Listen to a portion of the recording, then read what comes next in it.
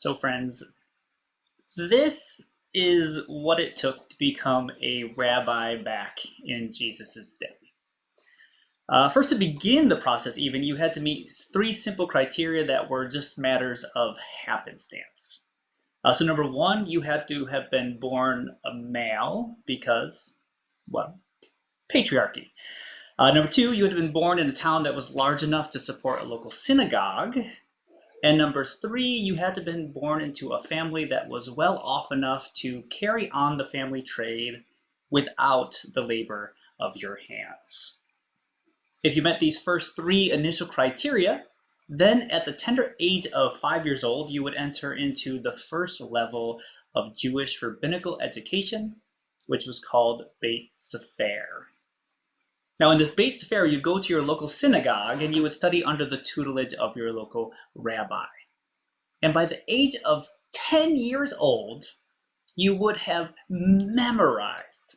So that's word for word memorized the Torah.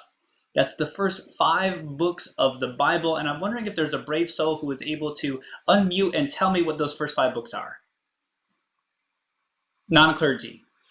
The first 5 books of the Bible.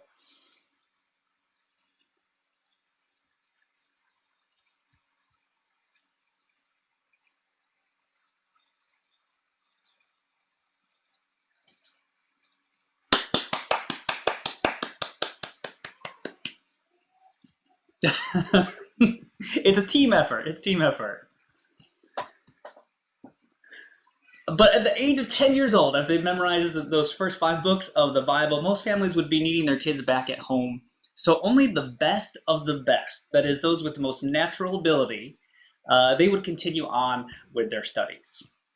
So if you were one of these, if you were the creme de la creme, you would continue on to the second level of Jewish rabbinical education, which was called Beit Talmud. Now in Beit Talmud, you would continue to study with your local rabbi, and you would start to learn the oral traditions of interpretation passed down from the rabbis of old. And you would likewise to continue your memorization of scripture until by the age of 14 years old, you would have memorized, that is word for word memorized, the entirety of the Hebrew scriptures, the Old Testament from Genesis to Malachi, word for word memorized. I don't care who you are, that is pretty dang impressive. But at the age of 14, most kids would need to return home to start apprenticing with their parents, learning how to manage a household. But the best of the best of the best, the brightest and the most gifted, they would continue on to the next level of Jewish rabbinical education called Beit Midrash. Now in Beit Midrash, these students would essentially apply to become the disciple of one particular rabbi or another. And for rabbis, there was a lot at stake in this decision. Now, as you might know, or you might expect, each rabbi had their own special way of interpreting the Torah, of incorporating the oral tradition into their own teaching. And collectively, a rabbi's body of teaching and interpretation was called a rabbi's yoke. And that's yoke as in Y-O-K-E, a beam that you put across the back of an ox, not Y-O-L-K, the delicious part of an egg.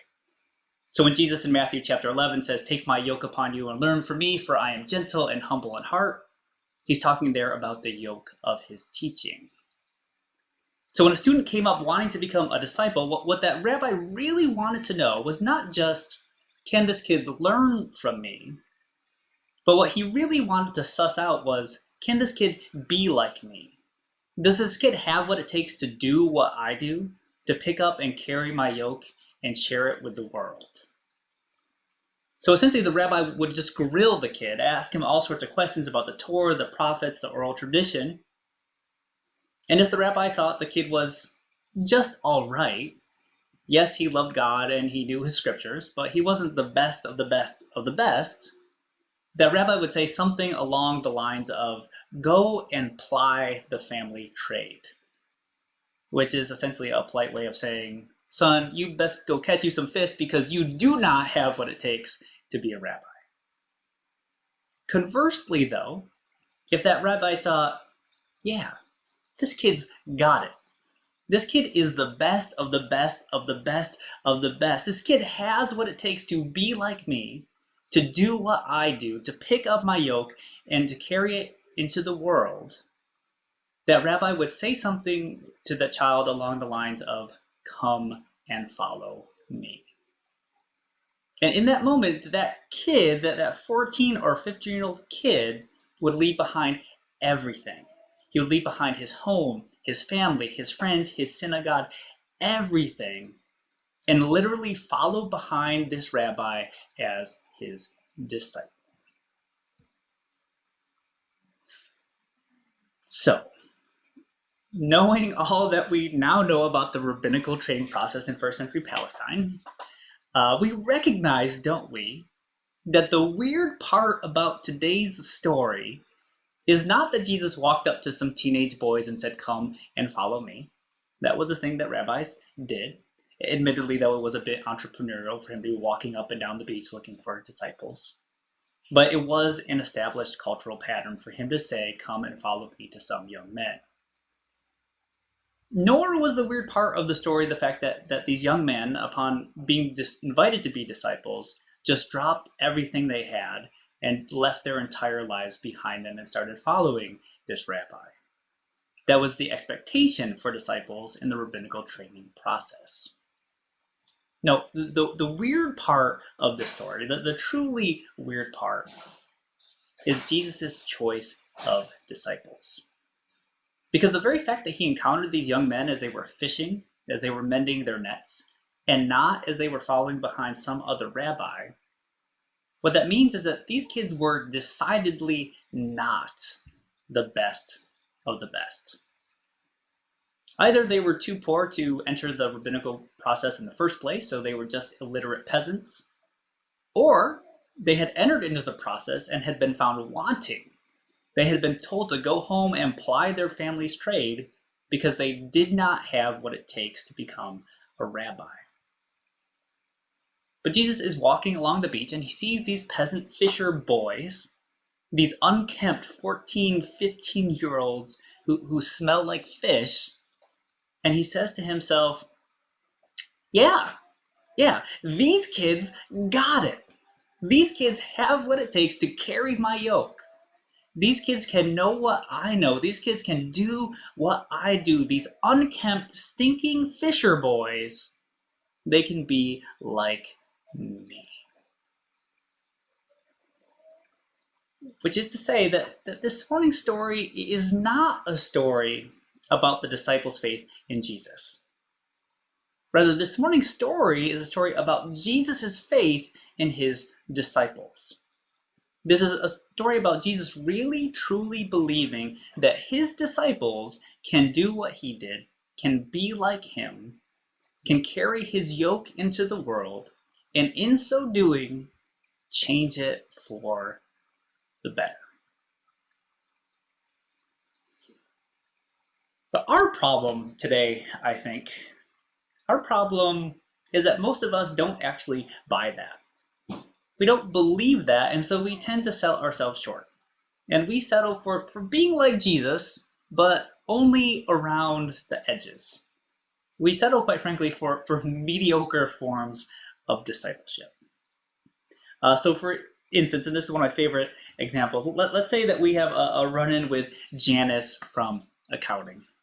Horrible, miserable, lives to make life harder for everyone, Janice from accounting. And even if you don't know Janice from accounting, you know Janice from accounting. I have at least 5 in my own family. But we have a run-in with Janice from accounting. And in that moment, in the heat of that exchange, we're able to control our temper. We don't tell Janice what she can do with that requisition form of hers. We have some creative ideas, but we keep them to ourselves. And as we walk away from that interaction, we are proud of ourselves. Right? We pat ourselves on the back thinking, dang, I am good. Basically, Jesus reincarnate up in here, just radiating peace and light and goodness into the world. Look at me go. And we all do this, probably me more than most. Just we praise ourselves for these little, meager, mediocre acts of discipleship. But if we were to step back and take a moment to look at that, to really examine that, do we really believe that Jesus Christ, God's only begotten Son, love on human feet, was born into this world, spent his days ministering to the poor, the sick, and the suffering, and was nailed to a cross so that we could be slightly less catty when talking to Janice from accounting? Like, really? Do we really believe that that is what this whole thing is about? I don't believe that, and I don't think that you believe that either.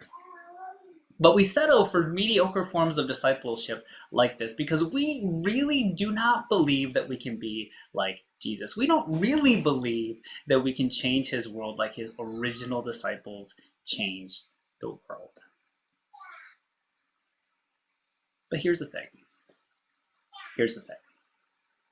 Now, in this moment, more than ever, the world needs you to believe that you can be like Jesus. Even here in lovely liberal New England, we are not immune to the forces of darkness descending on our country. Just last month, armed neo-Nazis marched through the streets of Providence, Rhode Island, emboldened, unafraid, faces uncovered. White supremacist groups are recruiting in schools, disrupting libraries, desecrating synagogues, and black churches. Friends, I am telling you right now, more than ever, the world needs you to believe that you can be like Jesus. In states across this country, legislators are making it a crime to give water to migrants dying of thirst.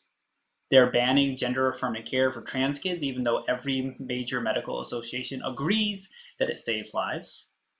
They are rolling back child labor laws so that 14-year-olds can work dangerous shifts in meatpacking plants and factories, while billionaires hoard more wealth than any human could ever spend. Friends, I am telling you now, the world needs you to believe that you can be like Jesus. And once again, just like last year and the year before that and the year before that, already in 2025, there have been more than 50 mass shootings in this country. And while children are being shot in schools, while grocery stores and concert halls and places of worship become scenes of carnage, our politicians, bought and paid for by the NRA, are making sure that the guns keep flowing.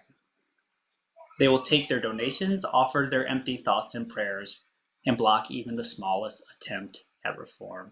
Friends, I'm telling you that the world needs you now more than ever to believe that you can be like Jesus. And I fully recognize that all these situations I named, these are big problems, they are complex problems, and I don't have the answers. But here's what I do know. I know that when Jesus says to his disciples, "Come and follow me," he doesn't just mean come and follow me to the desk of Janice from accounting. He means come and follow me to the places where suffering is real. Come and follow me to the streets, to the detention centers, to the underfunded schools, to the hospitals, to the prisons. Follow me to the darkest corners of this nation and this world, because that is where the love of God most needs to shine. And I also know this. Jesus wouldn't have called his disciples, wouldn't have extended that invitation if he did not truly believe that they could do what he did. That they could be like him, that they could take his yoke upon them and change the world. And friends, I am telling you this morning, he believes the same thing about you. May you believe it's true. Amen.